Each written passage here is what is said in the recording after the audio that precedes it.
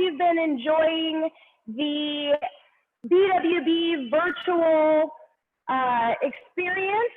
I enjoyed some seminars today, so thank you to everyone who helped put this together and make it a reality to not be in a beautiful outdoor setting together, but at least be able to share space and learn some stuff and hear about some cool stuff that's on the horizon. But since there's been probably a lot of sitting going on for you, we're going to wrap this up with some movement. So I encourage all of you out there to get out of your chair or off of the couch or out of your bed. I don't care where you were, do whatever you want. But I encourage you to come join me for a little jazzercise inspired movement moment. This is all levels accessible, all bodies accessible, and please join me for a little moving and grooving. I put on some leg warmers for y'all, so special is what I'm trying to say. All right, let me get my music turned on. And let's all start with our feet apart, a little wider than hip distance. I'm gonna turn this up a little bit. We're just gonna get a little wiggle going. All right, here we go. Come on, internet, do what you're supposed to do.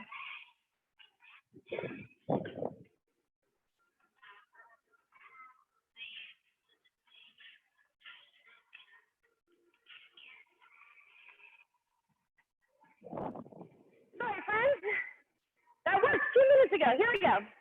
All right. Let's do a little head roll. And go the other direction.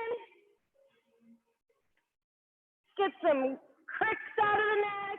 Take those arms up to the sky. Stretch over to one side. Big side reach. Keep this side of the body long. And go to the other side. Stretch. Keep this side of the body long so we're not crunching over. And we're coming up to the sky. Reach up and pull it down. Reach it up to the sky and pull it down. Maybe feel the burn in those thighs. Pull it down. We're going to do that 2 more times. This is number 4. All right. Big reach 1 more time. Bring it on down. All right, and bring those feet together. We're going to take our hands on our hips and just do a little bend, stretch, and lift, right? So if I turn to the side, you can see I'm bending my knees, my hips are, and my shoulders are in one line. And then a little lift to balance. So we go. Ready, here it is. Bend and stretch, lift, and lower. 2 more. 1 and 2. Lift and lower. Last time. 1, 2. Lift. Stay. Try to balance. Whoa. Whoa. And shake it down a little bit. Okay, now it's time to take it up a notch because I know that there are a lot of you out there that like to cut a fucking rug. Sorry if I wasn't supposed to say the F word. So here it is. We're going to get a little trot going. Pump those arms. Bring the knees nice and high.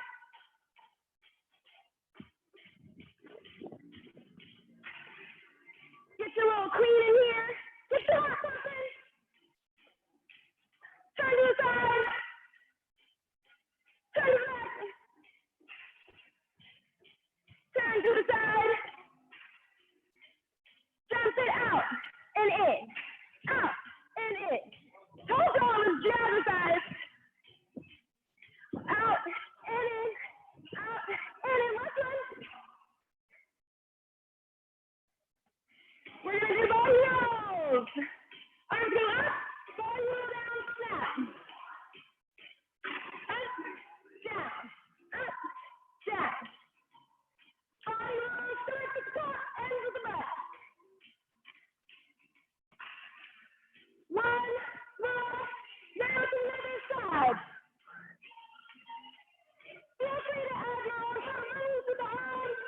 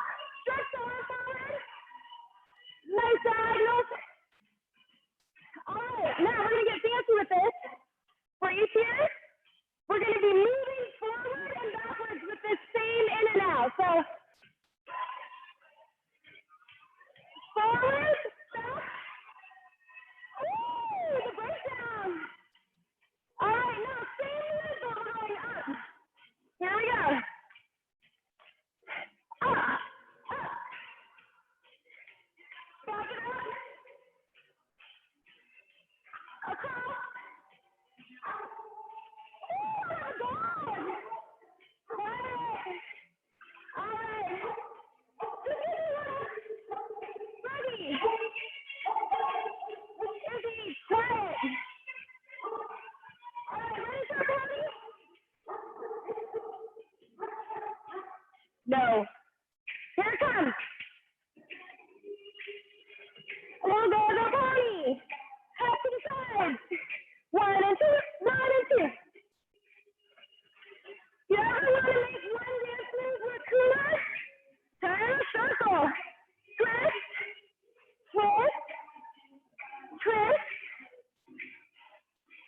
Woo! Up and on. Up. Slow, bring it down. Bring it on up. Bring it down. Woo! All right, friends. The end of the track. Not very long. You guys gotta get your fucking groove on, all right? Woo! Woo!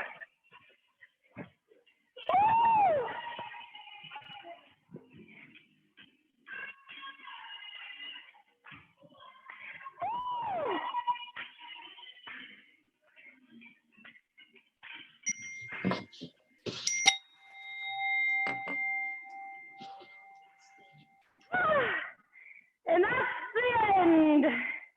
Thank you, friends. Thanks for having me. Thank you to everyone who made this virtual BWB experience possible. Woo, hopefully you got a little swim on, made your booty shake, and have a little more fun in this last hour of this virtual experience. Take it away, Mario! Oh my gosh, Bad Barbara, what the heck? Thank you. Thank you for that stellar dance performance.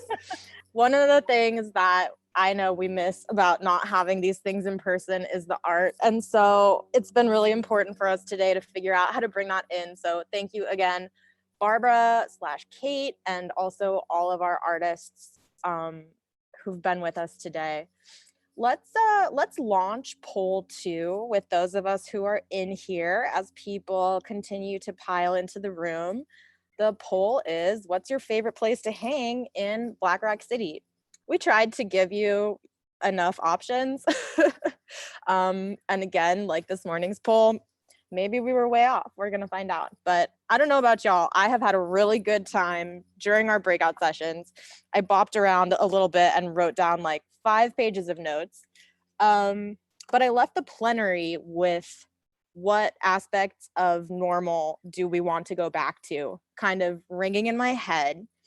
And I got to debrief and unpack some of that knowledge that was dropped in our plenary out at the trash fence, which was awesome. In our spontaneous conversation out of the trash fence, we talked about communities of care and communities of practice and how those two things intermingle. I also joined the mutual aid breakout. And my favorite note that I took was, how do we build things without the bias designed into the systems that are in the process of crumbling? I loved that. And then I loved the conversation that I heard in the Permaculture Eco Village breakout around regenerative responders and building community culture that's based in gratitude, consent, and play. I don't know, y'all. I just felt like I was in one long breakout with every place that I hopped into. It felt like just the perfect next step for the notes that I was doing. And so then I jumped into dual crisis and just loved revisiting the long disaster with Nick Farr, and really loved kind of talking about how a heroic effort is not a sustainable effort. And then finally, I joined the regenerative, oh my God, words. Are we at the end of the summit day yet? The regenerative Black Rock City 2024. And I joined just in time to hear DA kind of telling a story, which was a story that I heard of. The way that I heard it, it was about how interbeing is something that's already a part of our LNT story in Black Rock City. And then it started making me think, and I wrote down like a full aha moment for myself, which was sustainable effort is heroic effort. So far that was like my biggest takeaway of the day. And I had a great time getting a snack from the snack bar Alien, which was very fun. And I hope that some of y'all got to experience that too. So that's what I did. Let's close the poll and see where That's poll 1. Poll 2. Yep, 42% of us like to hang out at that big piece of art over there. That is the far and away winner, which makes a lot of sense to me. So we only have about 30 minutes of our scheduled day left together. And in one moment, we're going to hear some report outs from some of our breakout conversations.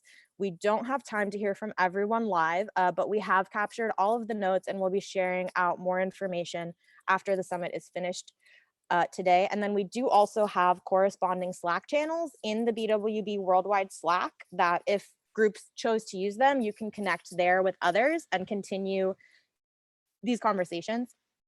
And then after our breakout report outs, we'll just hear a few closing remarks, give some gratitudes and reflections, and move into the social hour. So if no one has anything that I forgot, then we will just move straight in to the report outs. And as my list shows it, we're going to first be hearing from Iris Yee reporting out from the Community Networks group.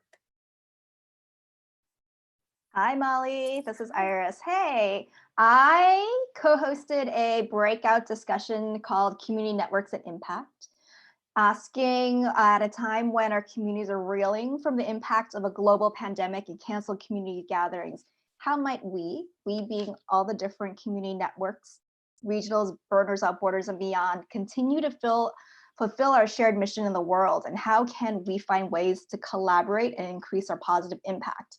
And we had a group of mostly theme campers, folks from the Burners Without Borders network and regionals networks. And one of the sort of ways we structured this conversation was talk about what does positive impact mean to the people represented on this Zoom call. And people popcorned out things like a resilient community based on mutual trust, increasing hope as defined as comfort, safety, being seen and understood, and the survival of the numerous nonprofit groups created through all these different networks, and also simply increasing joy in this sort of like crazy world. And we talked about a few specific ways that we could collaborate better, including the need for better technology tools that support that collaboration.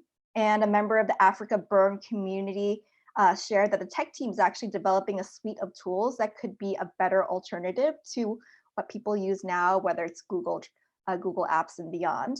And also one person thought it would be really interesting to explore creating an online platform to share gifts.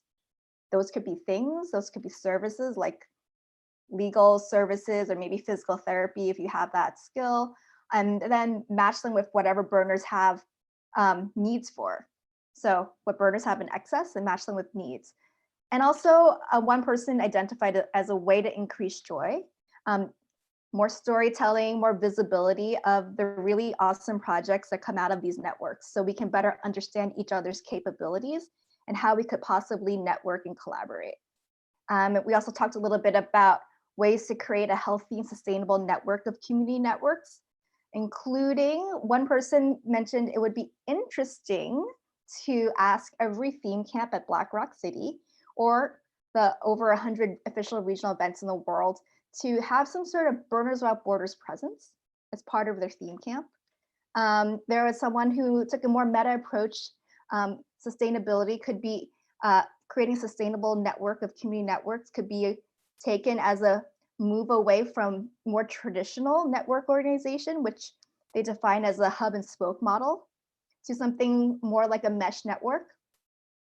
So there are more multiple nodes of communication and generally like sort of supporting a model of mentor and mentee relationships to create a sustainable network amongst theme camps, Burners Without Borders, and regionals.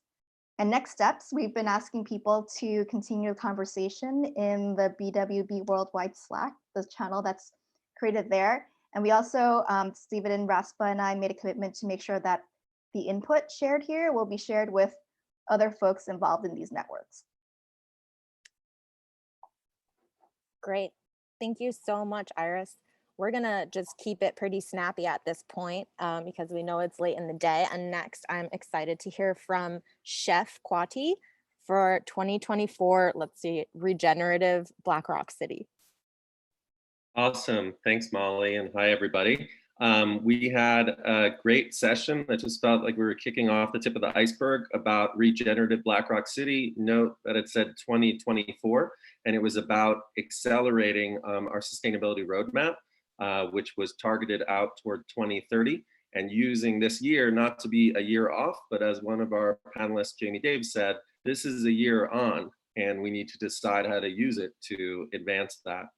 And in that, we first talked about a new concept for a cooperative social enterprise around solar called BlackRock Power, and how that could be used as an engine both for sustainability and also to generate funding, participation, and collaboration from other groups.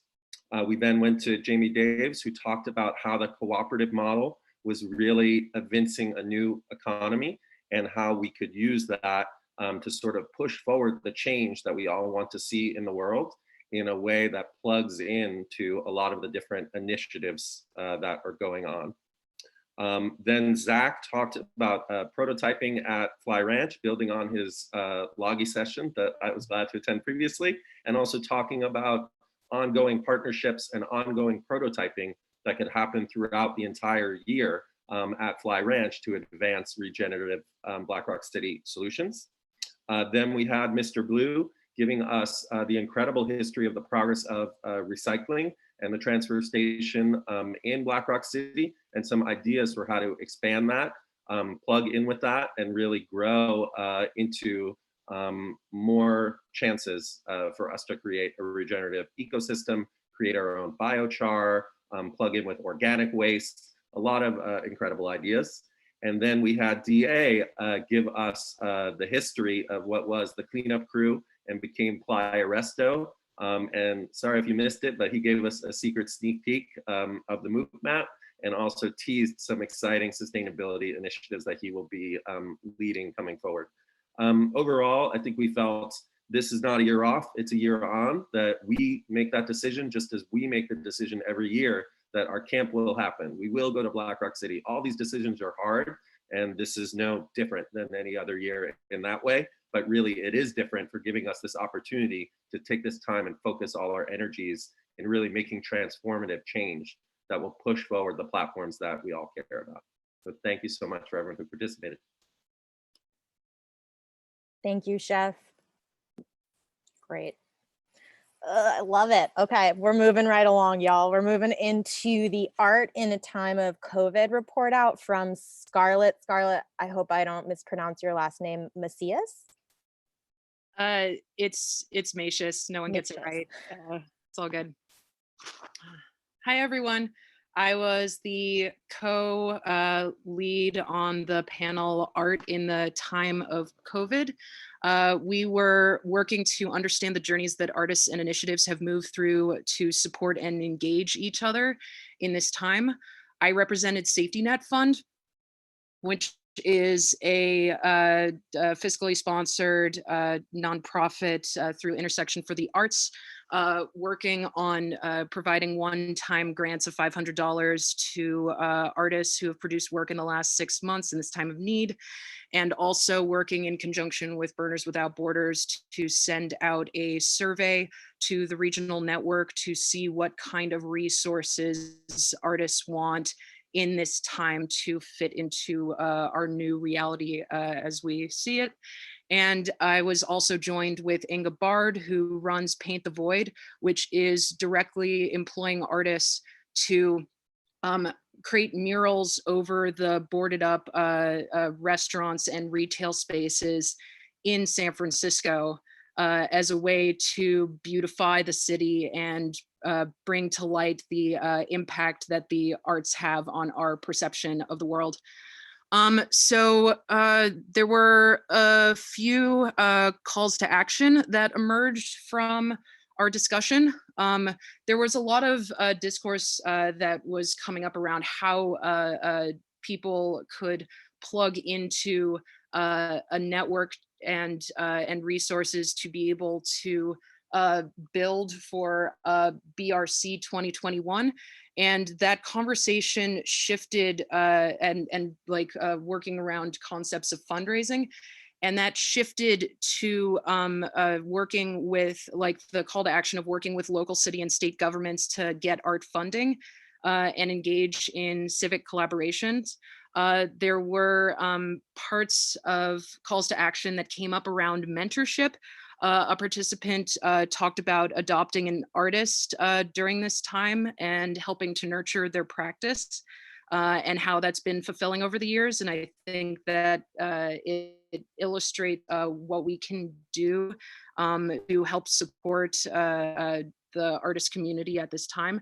And then there was a point about Skillshare that folds into mentor-menteeship in some ways, of sharing knowledge about the resources that enable other artists to plug in digitally. And this was especially highlighted for those who work very intensively in physical mediums.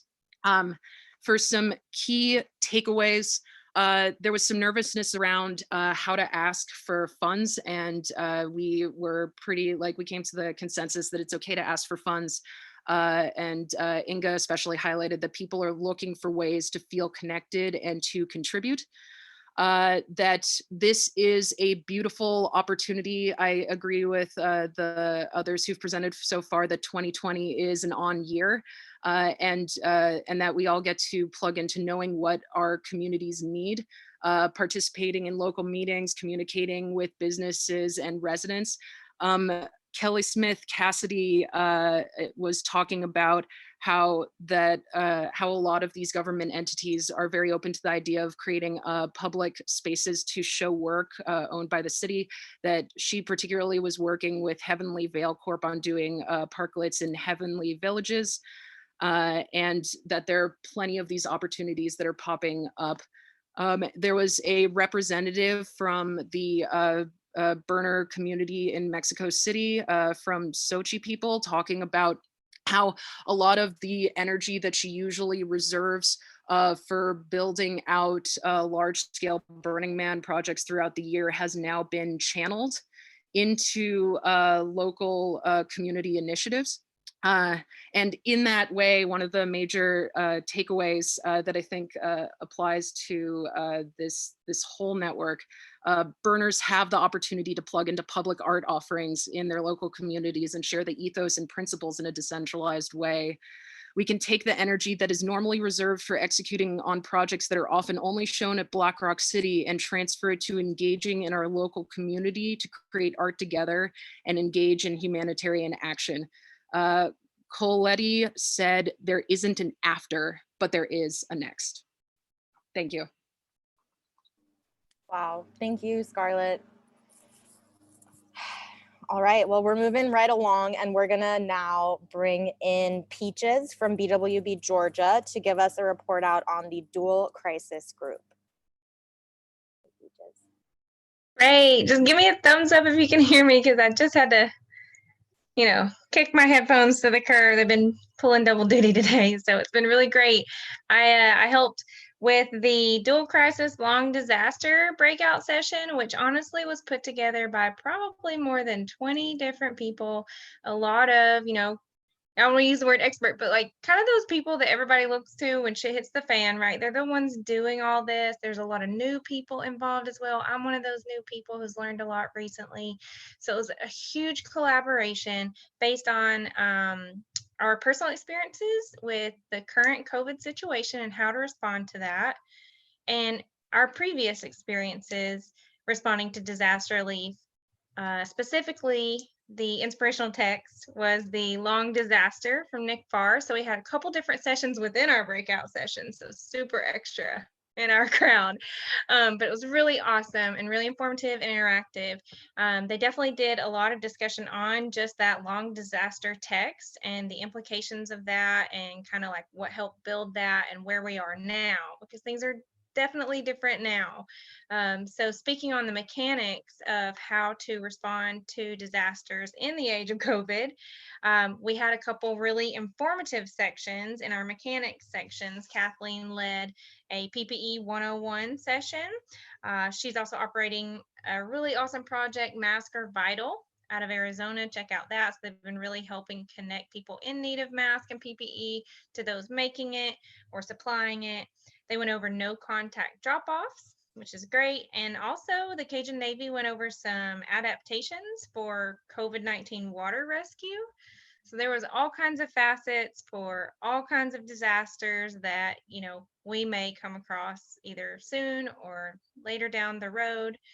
And then in the nodes and networks mini breakout within the breakout, we went over some different tools, whether it's online using Facebook specifically. Out of Chicago, Pirate, they had created this amazing social distancing group to help those in need, immunocompromised, or just, you know, whether it's age or whatever reason they weren't feeling safe for leaving their home.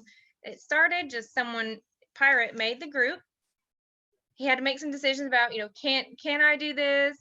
You know, no question about should they do it, but can I do this? Do I have the social capital? Just those things that we all kind of go through and question ourselves. So he moved forward with it. It was a labor of love. It took a lot of dedication and monitoring, and they made it into this beautiful group that is serving people in their community without having to leave their home. It grew from the first 20 invites to, I think, over 800 people serving the Chicago community.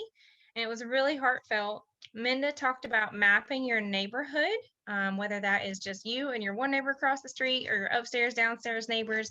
Some really great resources on questions to ask and ways to go about doing that, and just being respectful in this age. Like, people want that connection, and it's really great having the skill set that we have as burners by just in an interpersonal way, just connecting, being respectful of where they're at, and gathering the information that you might need when a crisis eventually happens to create a dual crisis situation.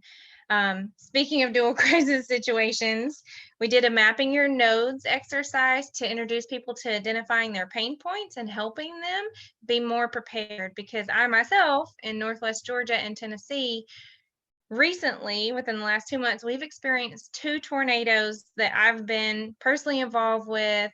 We've had Footprint Project help us deploy trailers to those in need. And all of a sudden, the major crisis on everyone's mind is not COVID, believe it or not. It's their immediate basic needs, just like in any other disaster relief situation. So the main takeaway was just some information on how to approach those situations, because they have happened, they are happening, they will happen, and we wanted to provide people with the tools on how to move forward with that.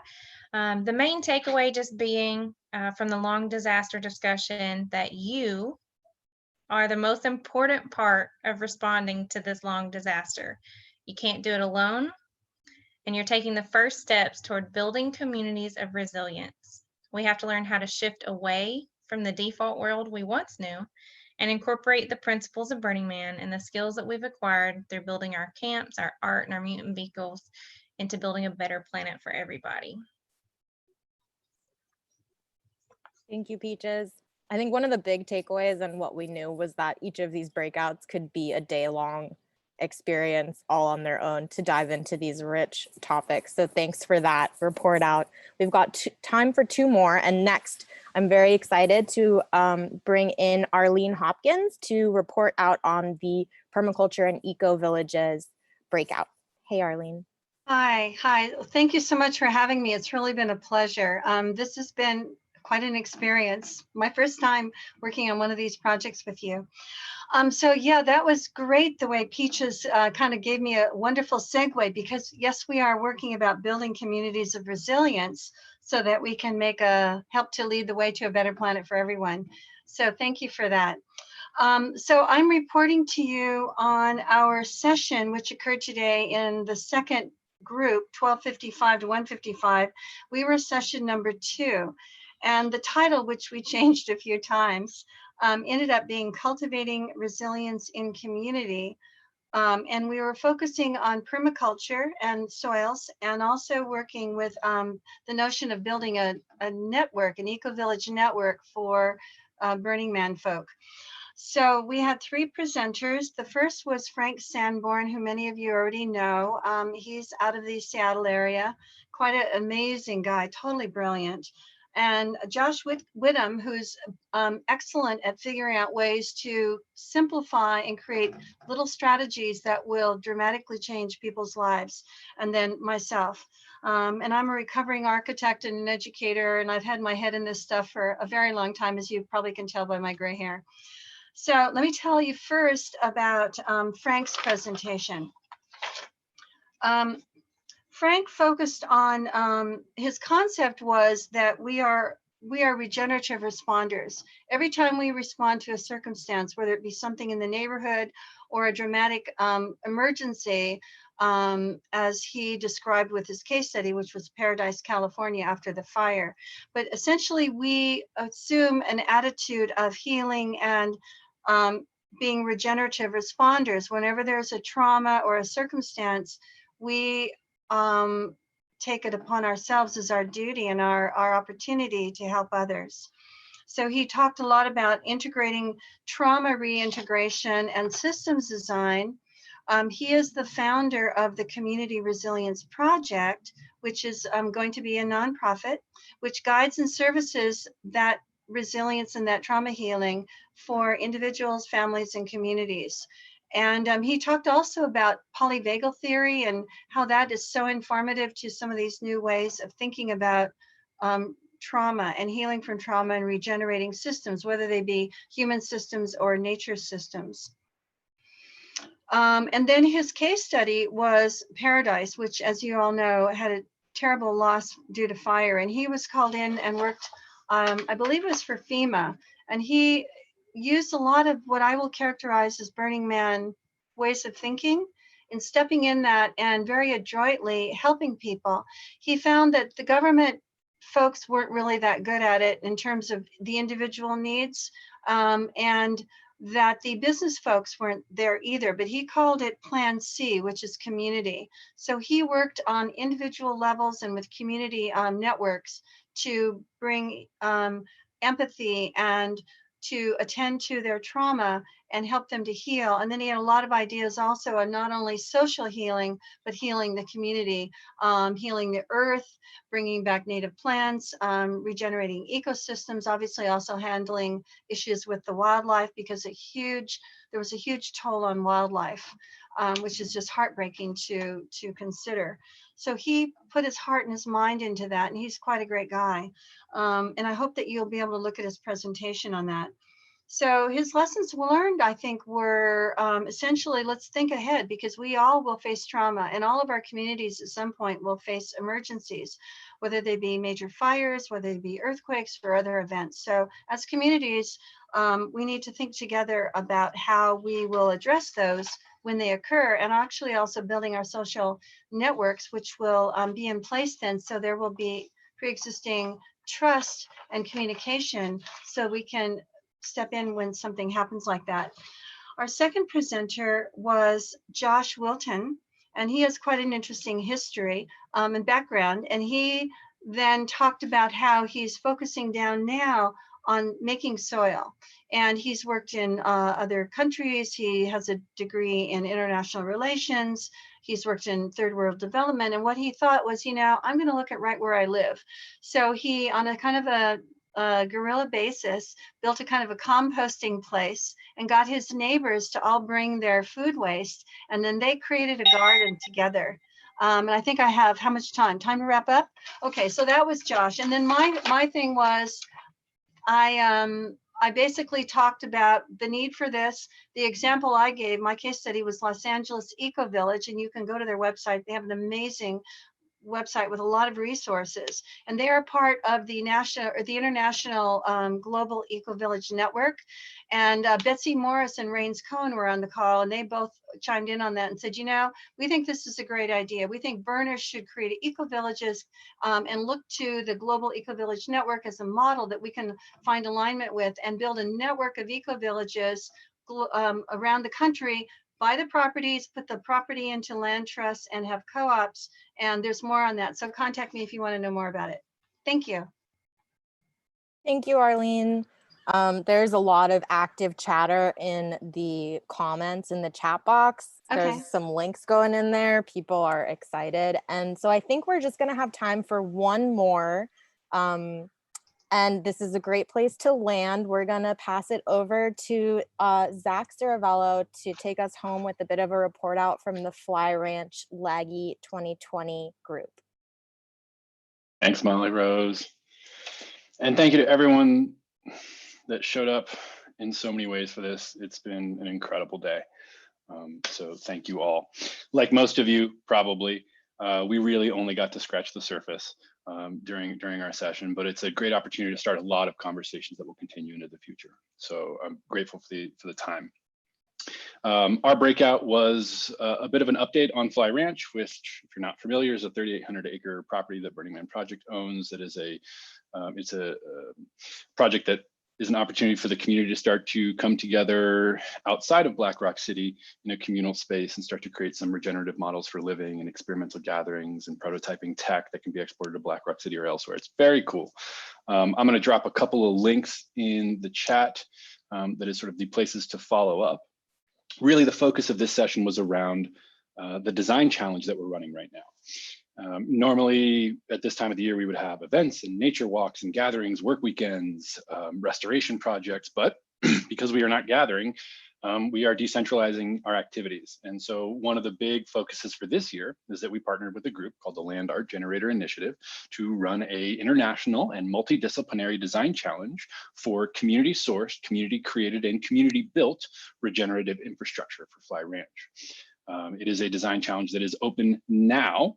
It is going to run, it is available to submit your projects through October 31st at midnight anywhere on Earth. So as long as it's midnight or before midnight anywhere on Earth, you can still submit. And then we will go through a review process, a finalist process, and we'll award honoraria grants to build functional prototypes of these things at Fly Ranch. And that will give us a regenerative infrastructure to start doing some really exciting things at a larger scale than we've been able to do now. During our session, we heard from the team behind Logi. Their names are Elizabeth and Robert. We heard from one of the jurors. We heard from a woman named Linda, who's been running a lab, and many of her students have started to form teams and submit those designs for the design challenge. So it's really exciting. The website that I dropped in the link, I'm going to do it again. Chat's moving quick. Logi2020flyranch.org has everything you need to know. It's got site maps, what's available for submitting, what are the codes that need to be met, all of the information that we've collected about the property in terms of relative humidity and where there's sunlight and what the soil is like. Really one-stop shopping for getting those brain gears turning. Outside of that, we are seeking submissions that fit into and solve for one of 5 categories, or at least one of 5 categories. We expect several designs that integrate multiple of those. It's power, water, shelter, food, and regenerative technology. That being something like compost systems, biogas, things like that. It's really exciting, and it's a great opportunity for folks who may have some creative energy this year that they're looking to put into a project and can't go to Black Rock City, to show up in that community, start collaborating with your friends, and do something really exciting and creative, because that's what we do. I firmly believe that the Burning Man community and the wider creative world that has come together in places like this space excel at solving challenging problems in creative ways. And that is exactly what we face right now. We see it on multiple fronts. We see it with coronavirus. We see it with climate apathy. And I'm excited to see so many people who are really leaning in to solve some of these challenges. And I hope that projects like what BWB's got going on in this design challenge can help be a platform for those radical creatives to do something that can really benefit the world. So thank you all very much. Thank you, Zach. Wow, that's a great place to end. I know that we have not had time to hear from all of our breakout groups, and we are sorry about that. We know that everyone has people who are ready to share the key takeaways, and we really would like to encourage you to share that information in our Slack space and also in the event. And we're going to do our very best to find a way to share out all of those key takeaways. So thank you to Zach again, and to all of our breakout representatives. And with that, I think I'm going to pass it along over to our ever beloved Christopher Breedlove. Hey, Molly. Hey. Thanks so much. Thanks so much, everybody, for those awesome report outs. And just as a reminder, we're going to be sending up a lot of follow-up so you all can get involved with that. I don't even know what my thoughts are. I'm just so overwhelmed with everything we've been doing. I think all of you are so awesome. I guess where do we want to go? I mean, this event is the start of something.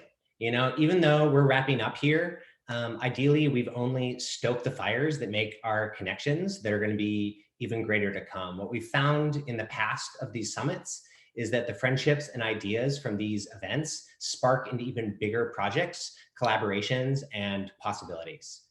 So thanks so much for joining this experiment with us. We've probably had some rough edges here and there, but honestly, I'm so grateful that this is grassroots and emergent because it means we're trying something new. And we would love feedback from you all about how to make this even better in the future. Hopefully, I guess we've explored the edges of our community and culture, and we get to see our own reflections within the idea of Burning Man and the 10 principles and the story of Burners Without Borders in a new way today. So I think just one last time, we want to remind you all that we have a special fundraising campaign happening today during this summit and throughout the weekend. We're raising funds to be able to keep our annual grant programs going. BWB is graciously supported by the Burning Man Project as a program of Burning Man Project. And in a year without Black Rock City, our main event, we're suddenly at a loss with almost all of our revenue. And even though that's hard, we also believe in the mighty power of community to create solutions. So just a reminder that all donations are appreciated and definitely not required. The donations of any size are welcome, from $5, $20, $2,000, or even $20. It's all about giving from a place of abundance for you, whatever that is. And we also recognize that there are many ways to give. Financially is simply one of them. burnerswithoutborders.org/donate, write Spring Summit in the memo line. Thanks for going through this Ask With Us. This is a whole new way for us to ask. It's a little uncomfortable, but we're leaning in and we're learning along with you. So thanks for everybody. And we'll give a report out when we send our final emails. And we can take that slide down. I also just wanted to kind of say a thing maybe about what we're doing real quick as BWB, because these grant programs are only one of the ways that we can support our local community. Part of the really amazing work we've been doing over the last 2 months now has been supporting so many of you in doing COVID response work. Over the past several weeks, we've seen over 75 community projects call in to our BWB community roundup calls that we do every Wednesday evening, 5 p.m. Pacific time. And some great things have been coming out of these calls. Actually, 2 of the breakout sessions that happened today, including the dual crisis workshop, as well as the art in the time of COVID, came from relationships and conversations we've had during this Wednesday night call. And I just going to maybe call out 3 other projects that just came to mind. Is that, you know, like one of the projects we had called in is from the Foamy Homies, the theme camp at Burning Man, and they are partnered with Grassroots Aid Partnership, and they are serving food in San Diego and North Carolina with their Playa infrastructure to whoever needs it for free. There's another project that came in called the Vampire Blood Drive from Los Angeles, and a bunch of people from LA got together on the call and created an artistic blood drive where people are dressing up as vampires and going out, and for the first time, vampires are giving blood in the wake of COVID. And one more is that every Sunday morning, the Feast community is doing morning seedling workshops.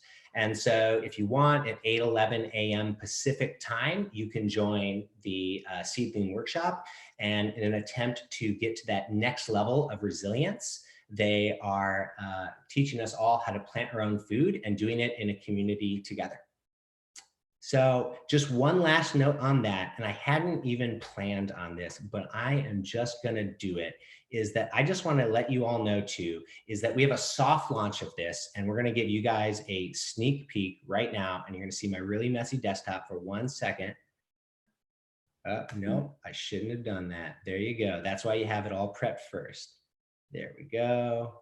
There we go. I just wanted to show you guys that this really amazing volunteer, Jesse Gibson, has built this website for us. It's a soft launch. We can drop the link in it. And this is actually so you all can find these COVID projects easier. You're able to look at them by region, so you can find them where you are. Many of them are in the US, but there's international here on the top. And you can also go through here by category.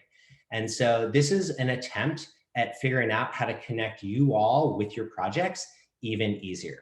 And so that's just one way that this community is really stepping up in the way of COVID. We're really excited to be launching this. The soft launch is up now. It's going to be finalized later this week. And also, so you know, we're actually going to have a new BWB website finished next month. And so those are all ways you can get connected.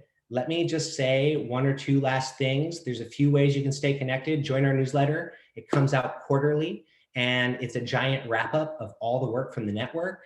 You can find your local BWB chapter or working group going to burnerswithoutborders.org/chapters and get involved locally. You can join volunteers worldwide from BWB, either through our worldwide Facebook or the Slack, which we've already dropped the link for.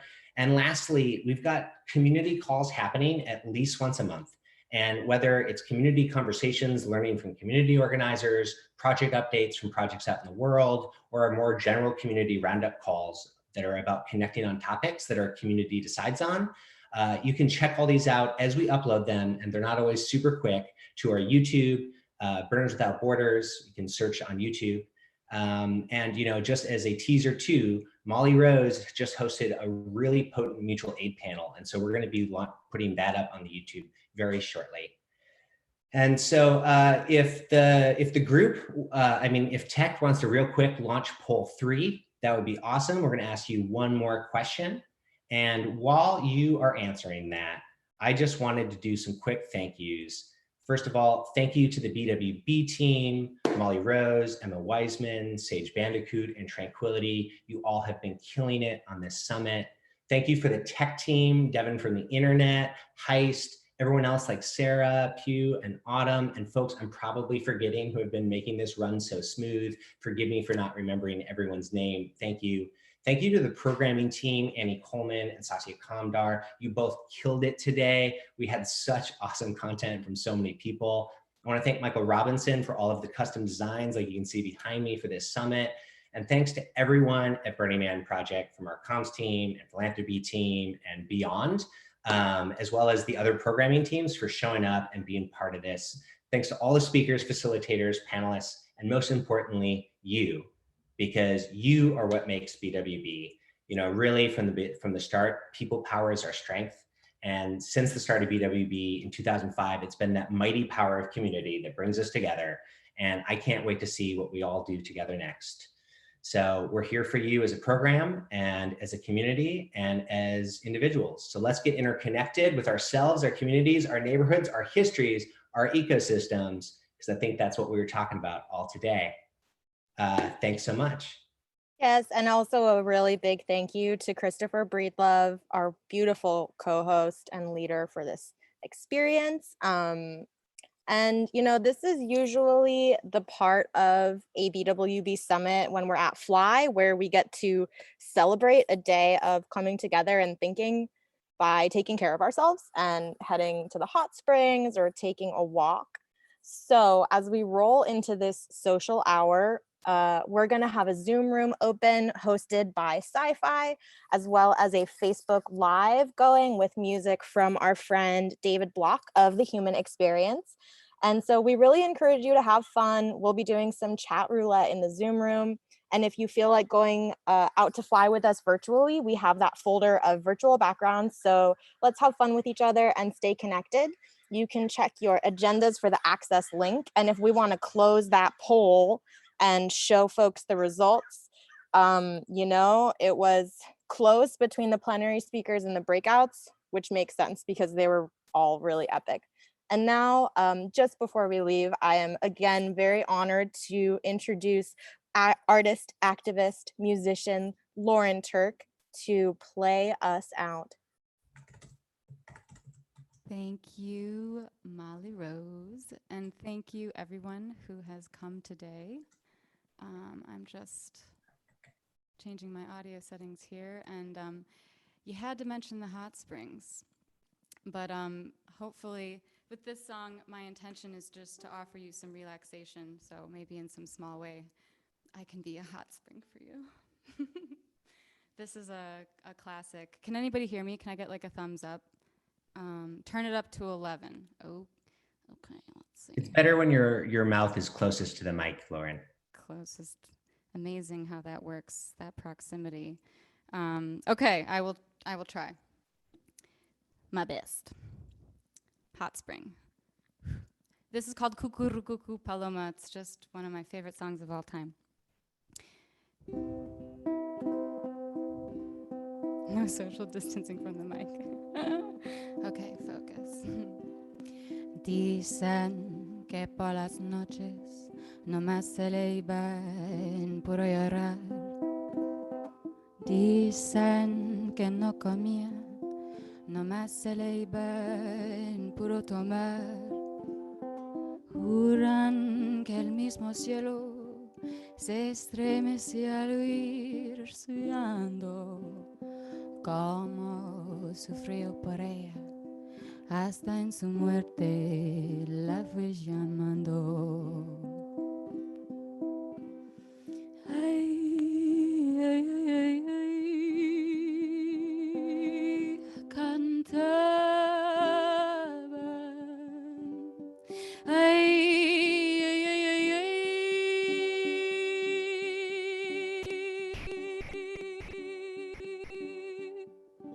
Gemía. Ay, ay, ay, ay, ay. Cantaba de pasión mortal,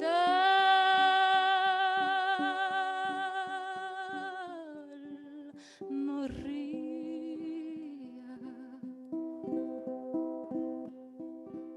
Que una paloma triste muy de mañana le va a cantar a esa casita sola con sus patitas de par en par. Juran que esa paloma no es otra cosa más que su alma, que todavía la espera a que regrese la desdichada. Cucurucucú,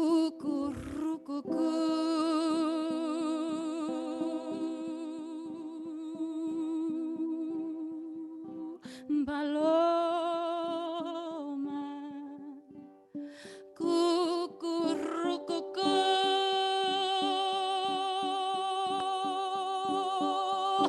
no llores, las piedras aman.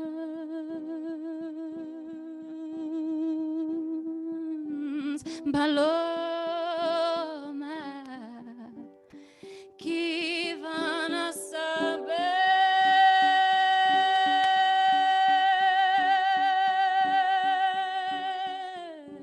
de amores. Cucurucucú, cucurucucú, cucurucucú, paloma.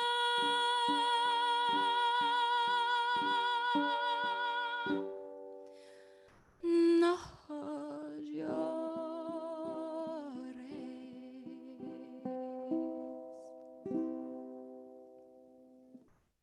Thank you.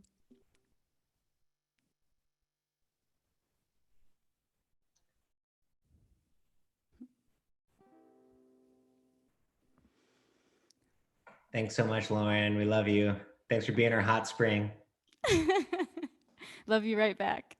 Thank you for having me. Yeah, it's an honor. And I just want to say there have been so many people from our BWB family, from our camp, and from all over who've been part of this. It's been so awesome. It actually feels just a little bit like we're out at Fly or Black Rock City. Molly, do you just want to remind people real quick what's happening after this? Yeah, and it really does kind of feel like that. You know, I'm like, if we were all going to go do something in the desert together, then we'd be right there. But right now, David Block is getting set up with the live stream, and we will be dropping that into your quick links. Christopher's at the hot springs now. Just you keep going. Yeah. We'll be dropping that link to the live stream, and the link to the Zoom room where you can do chat roulette is already in your participant quick links agenda.